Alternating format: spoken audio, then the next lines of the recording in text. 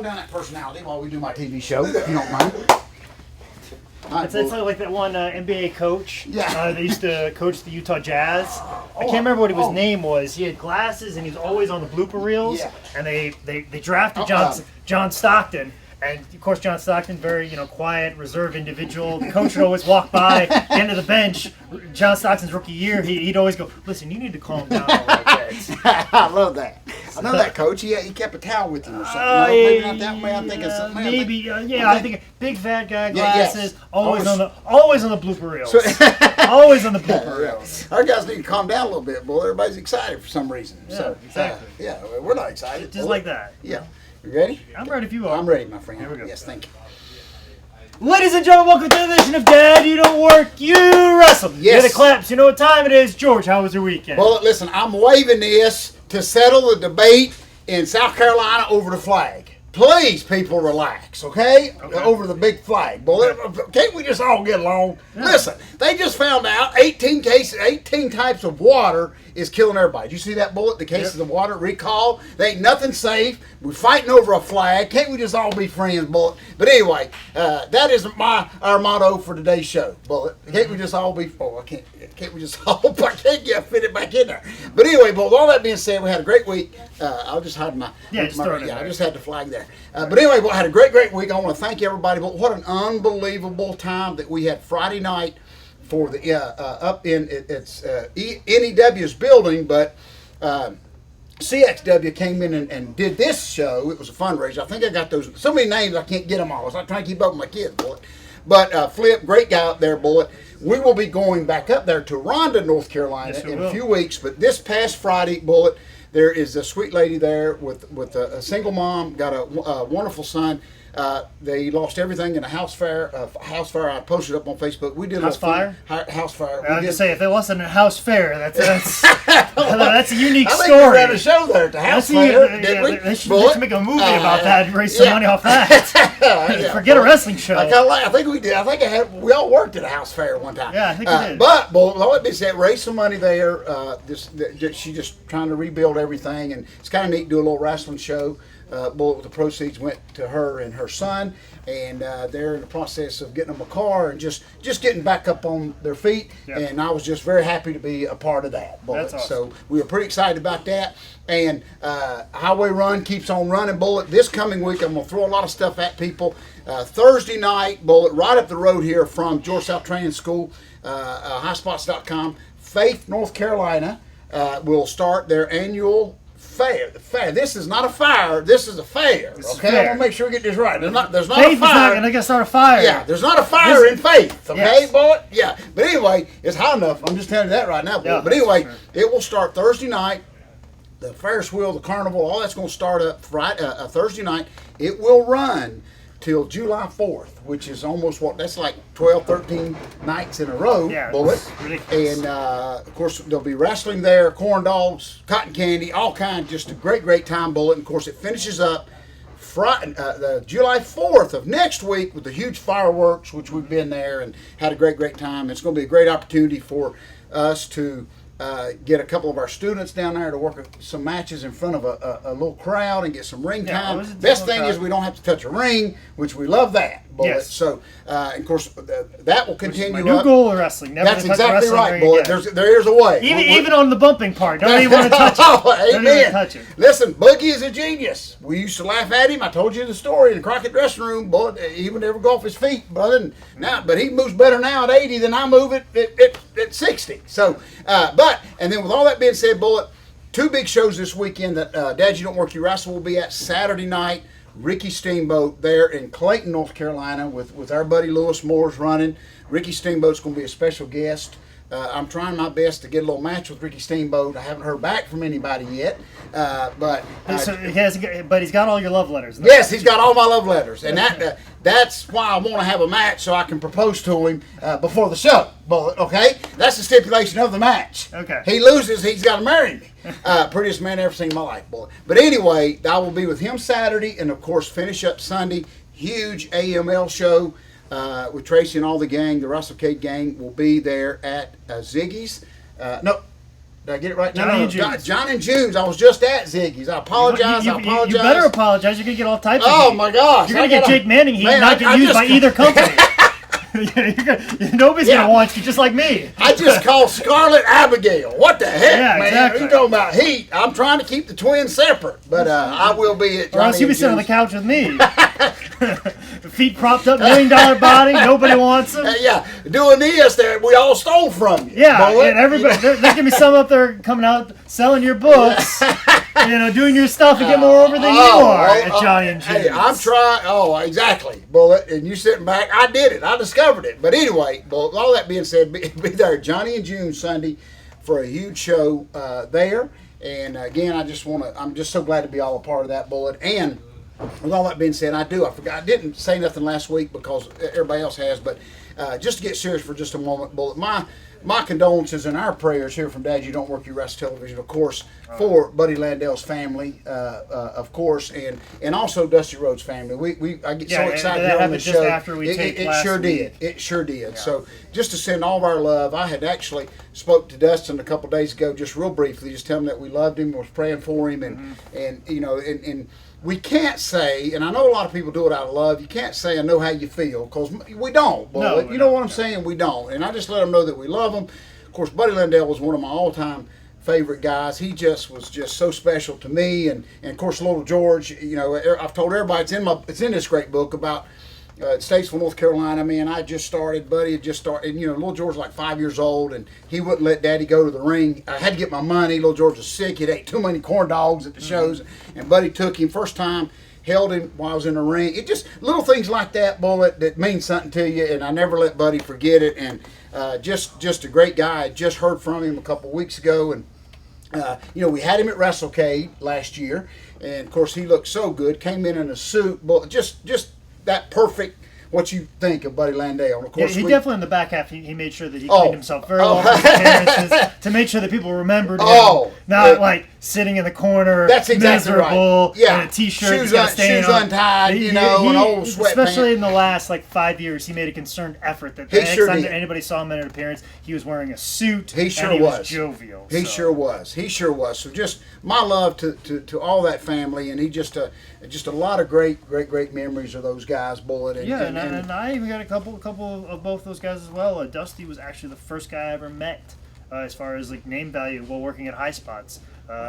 Third day I was here, I was in the other room learning how to edit on the High Spot system while Dusty was signing a bunch of books for Michael in the other room. I remember walking back there for whatever reason, and I met Dusty Rhodes, and I remember him saying, to learn everything I know about business from Michael.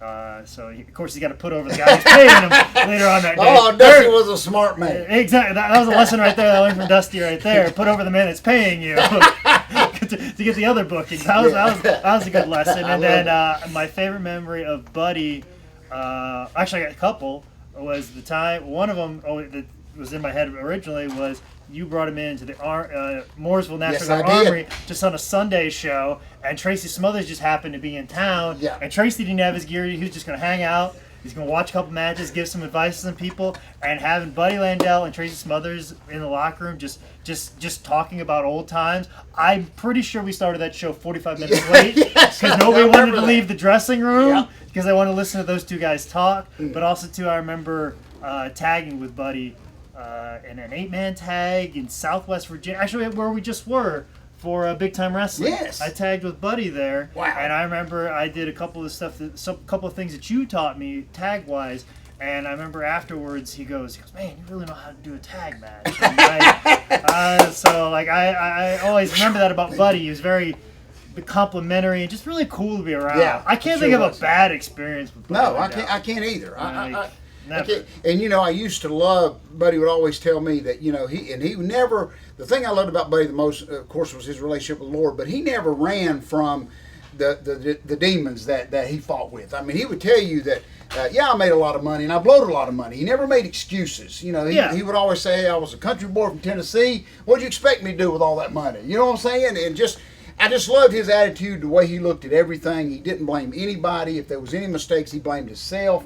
But he overcome overcome all of that. And our buddy Mike Mooneyham, I hadn't got the chance to read it yet, but had just done a story down there in the Charleston paper about the redemption of Buddy Landale. And I can't wait to read that. I've heard it was real good. It's just about full circle how Buddy had, came back, came through all that kind of stuff and was doing, he just a great story. He pushed through. Like, he had a good amount of, he probably had more life past the troubles that he caused for himself than he did time having that trouble. He sure did. Which unfortunately was somebody like, I think, Chris Candido. Yeah. He was able to overcome his demons, but he didn't have as much time living life past his demons. That's exactly right. And that's the thing that I think is sad, is he didn't get to enjoy the life getting past all the trouble that he'd been through. That's where right. Buddy definitely had that opportunity, and that it is a gift to get past those demons just in general, but to be able to live life to the fullest past those demons, I think, is very important. And Bullet, I even wrote about this in the book, and one of my funniest stories, I know we got to hurry here, is when we all went to the Mid-South Coliseum in Memphis, and our buddy,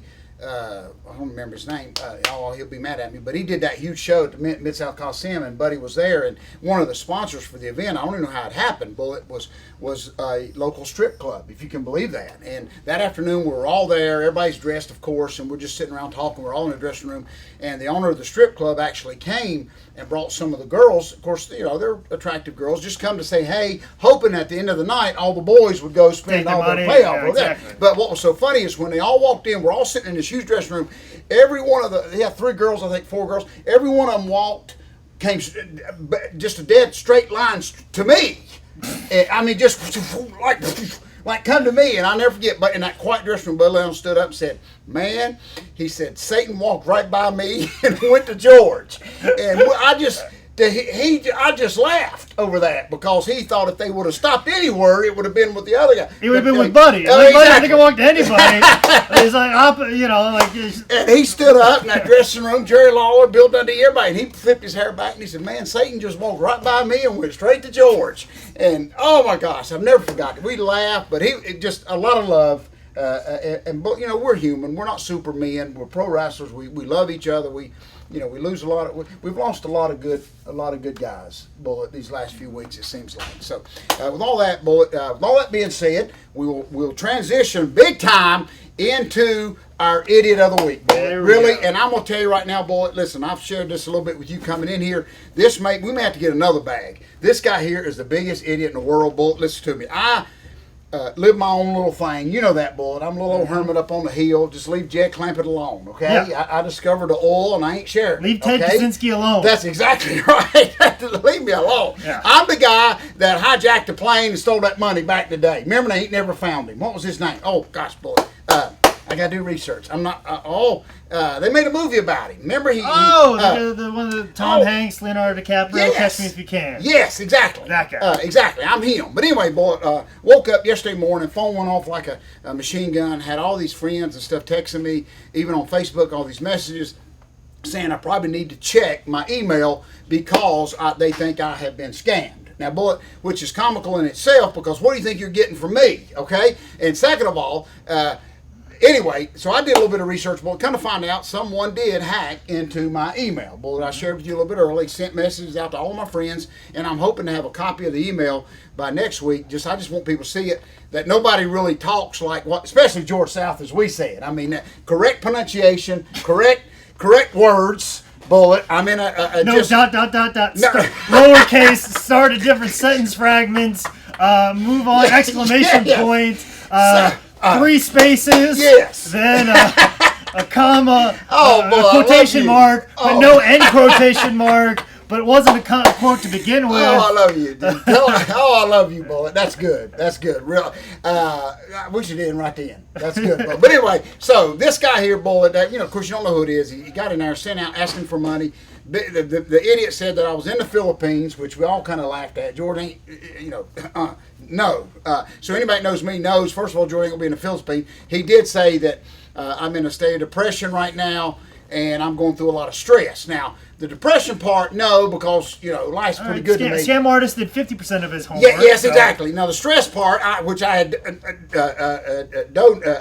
I had noted, if you had worked with Sid Vicious as many times as I have, you would be suffering from a little bit of stress. Yeah, okay, Bullet? exactly. Especially when Sid's trying to get over. But anyway, so with all this being said, Bullet, and then of course I addressed it asking people to send money, that I was stuck over there, my luggage was stolen, but I'm getting ready to get on the airplane, and could you please send money? So I did have a lot of people, I appreciate it, the people, friends, for checking up on me, make sure everything's okay. Of course, I put a thing up there saying, of course, don't send money to this crap, Bullet. And it's just, so I've changed everything, and hopefully everything's okay. But what I'm saying, before I put the guy, this I don't even call him scam art. I don't even use the word artist. This guy's just a scam idiot, Bullet. Yeah, because scam idiot. Right? Yeah, oh, I love that. Yeah, Bullet. scam idiot. Scam idiot, because he should have done a little more research. I think the rib's on him, because I ain't got nothing. Because if he would have done a little bit of research, he would have been an artist. That's exactly he right. He just copied and pasted the same form letter they Exactly. put for every account Exactly. he hacks into. So basically,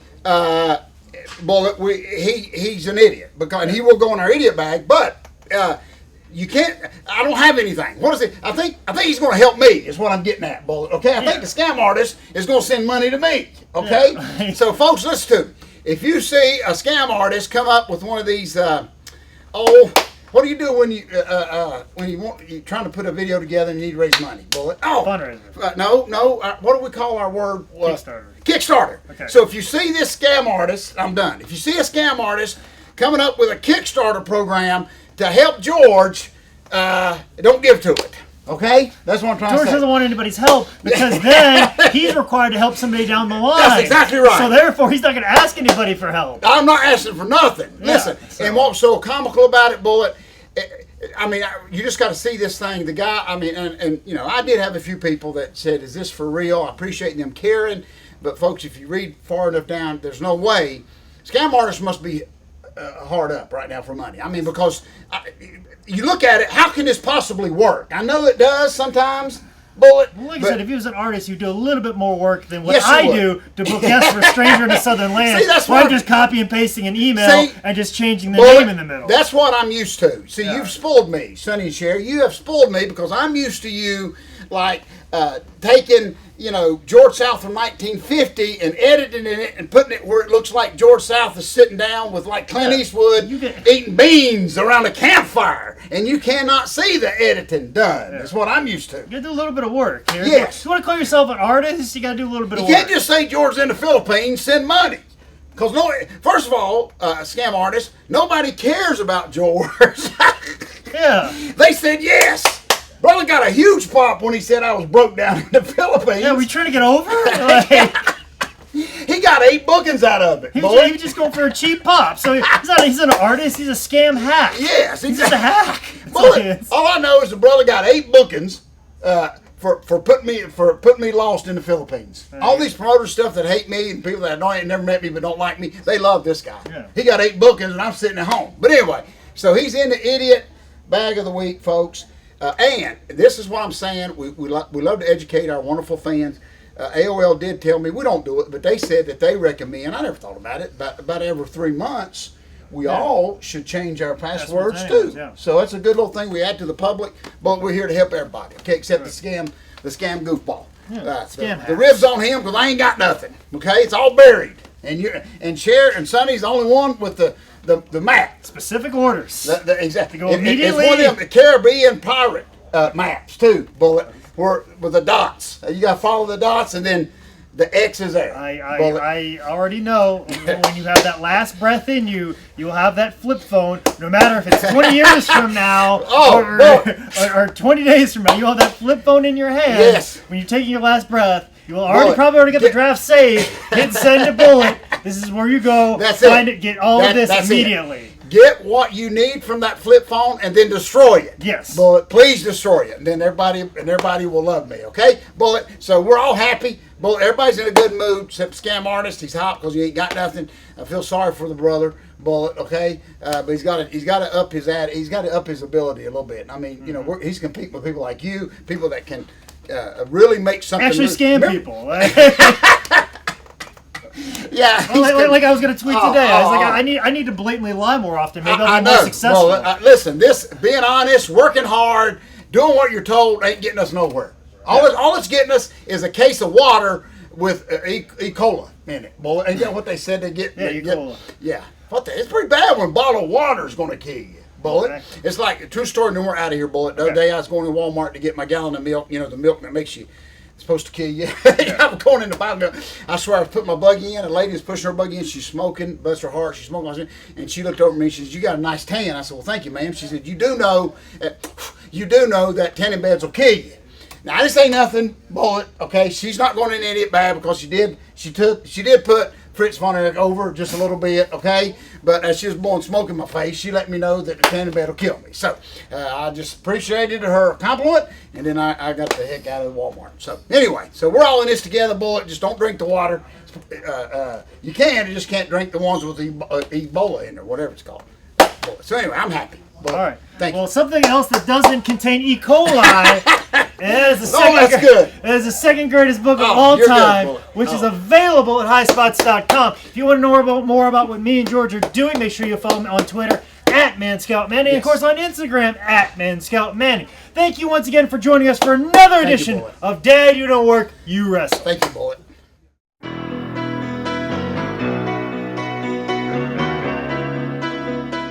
The scam edition. Okay, Bullet. Thank you, buddy. That's what's in that water.